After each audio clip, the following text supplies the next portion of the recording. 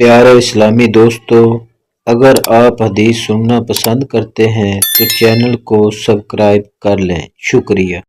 السلام علیکم۔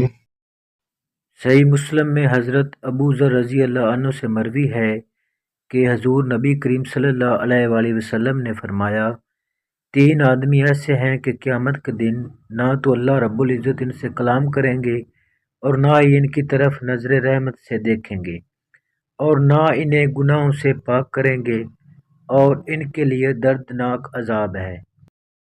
اس بات کو آپ نے 3 مرتبہ دہرایا۔ حضرت ابو ذر رضی اللہ عنہ فرمانے لگے، بڑے ہی نامراد اور ناکام ہیں وہ لوگ، اللہ کے رسول صلی اللہ علیہ وآلہ وسلم وہ لوگ ہیں کون؟ آپ صلی اللہ علیہ وسلم نے فرمایا، تہ بند لٹکانے والا، احسان جتلانے والا اور جھوٹی قسم کھا کر اپنا مال بیچنے والا۔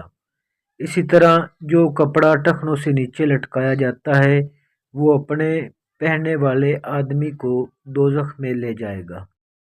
صحیح بخاری ہی میں حضرت ابو ہریرہ رضی اللہ عنہ سے مروی ہے کہ رسول اللہ صلی اللہ علیہ وآلہ وسلم نے فرمایا، جو شخص اپنا تہ بند غرور کی وجہ سے گھسیٹتا ہے، اللہ رب العزت قیامت کے دن اس کی طرف نظر بھی نہیں کریں گے۔